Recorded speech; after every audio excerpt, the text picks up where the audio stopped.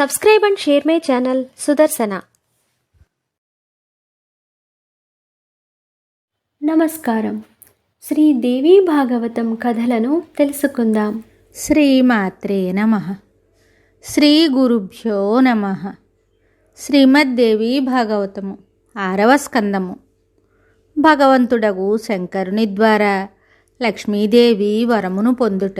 భగవంతుడగు శివుడు చెప్తున్నాడు, దేవి, నేనును శ్రీహరి కూడా పూర్తిగా ఒక్కటే అను ఈ రహస్యము నీవెలా తెలుసుకున్నావు?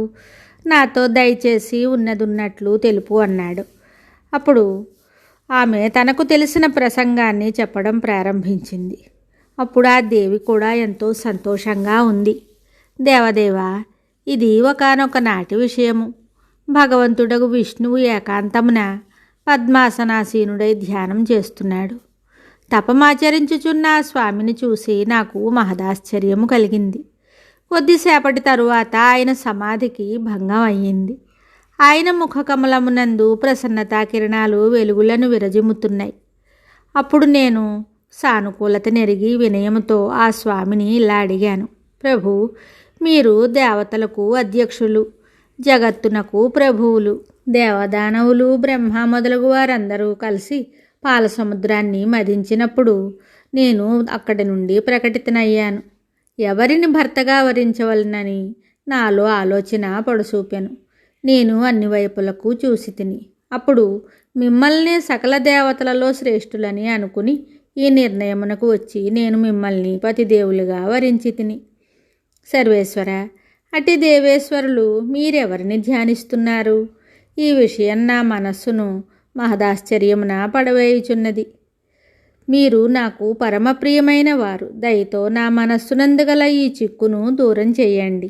విష్ణు భగవానుడు చెప్తున్నాడు, ప్రియురాల, నేను ధ్యానము చేయు ఆ పరమేశ్వరుని గురించి తెలుపెదను వినుము. పార్వతీపతి భగవంతుడగు శంకరుడు సర్వశ్రేష్ఠుడుగా చెప్పబడును. తొందరగా ప్రసన్నుడగుట ఆయన స్వాభావిక గుణము. ఆ దేవదేవుని పరాక్రమమునకు హద్దు లేదు.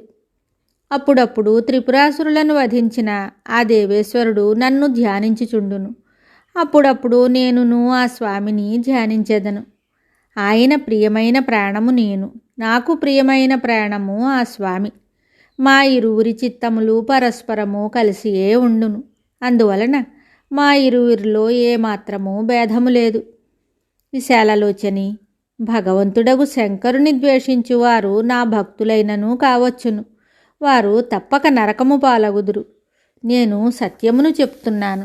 పార్వతీపతి, ఏకాంతమునందు నేను అడుగగా సర్వసమర్థుడు దేవాధిదేవుడగు విష్ణు భగవానుడు ఈ ప్రసంగమును నాకు స్పష్టముగా వినిపించెను. అందువలన శ్రీహరికి మీరు భిన్నులు కారని, ఆ స్వామిని ప్రేమించువారని మిమ్ములను ధ్యానించుచున్నాను. మహేశాన, నేను నా పతిదేవుని కలుసుకొనుటకు సులభమైన మార్గమును తెలుపుడు. వ్యాసుడు చెప్తున్నాడు. లక్ష్మీదేవి మాటలను విని వక్తలలో శ్రేష్ఠుడైన భగవంతుడగు శంకరుడు ఆ దేవిని ఊరడించుచు మధురవచనములను ఇలా పలికాడు. సుందరి, ధైర్యమును వహింపుము. నేను నీ తపస్సునకు మిగుల సంతసించితిని. నీ భర్త నిన్ను తప్పక కలియును. ఇందులో సందేహము లేదు. ఆ జగదీశ్వరుడు నాచే ప్రేరితుడగును. నీ కోరికను తీర్చుటకు అశ్వరూపమున నీ దగ్గరికి వచ్చును. గుర్రం రూపమును ధరించి ఇచ్చటకు వచ్చునట్లు మధుసూదనుడగు శ్రీహరిని నేను ఉత్సాహవంతుని చేసేదను. సులోచని, నీవు ఆయన వంటి పుత్రునకు తప్పక తల్లివగుదువు. నీ పుత్రుని ఎదుట ప్రజలు నతమస్తకులగుదురు. అతడు భూమండలమునకు రాజగును. మహితాత్మురాల, పుత్రుని ప్రసవించిన తరువాత నీవు తప్పక నీ భర్తతో కూడి వైకుంఠానికి వెళతావు. నీవు విష్ణుదేవునకు ప్రాణప్రియవవుతావు. అట్లు వైకుంఠంన పతిదేవునితో నివసించు భాగ్యమును కలిగి ఉంటావు. ఆ నీ కుమారుడు ఏకవీరుడనే పేరుతో ప్రసిద్ధి చెందును. అతనితో భూమండలమున హైహయులను పేరుగల క్షత్రియుల వంశము విస్తారమును పొందును. సింధుజ, హృదయమునందు విరాజమానురాలైన దేవి భగవతి జగదంబను నీవు సంపూర్ణముగా శరణు పొందుము. వ్యాసుడు చెప్తున్నాడిట్లు లక్ష్మీదేవికి వరమిచ్చి గౌరీపతి భగవానుడగు శంకరుడు పార్వతితో కలిసి అంతర్ధానుడయ్యాడు.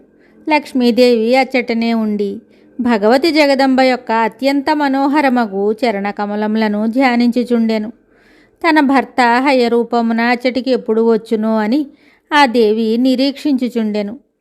ప్రేమతో గద్గదవాణి అయి పదే పదే శ్రీహరిని స్తుతిస్తూ ఉంది.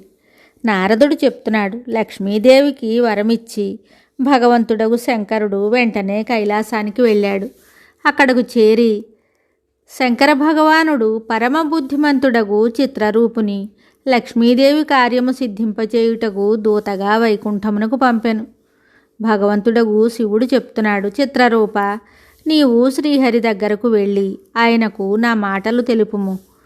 అతడు తన పత్నియగు శ్రీ లక్ష్మీదేవి శోకమును దూరము చేయుటకు మనస్సును లగ్నము చేయునట్లు ప్రయత్నింపుము. భగవంతుడగు శంకరుడు పలుకగా చిత్రరూపుడు వెంటనే అక్కడి నుండి వైకుంఠానికి వెళ్ళిపోయాడు.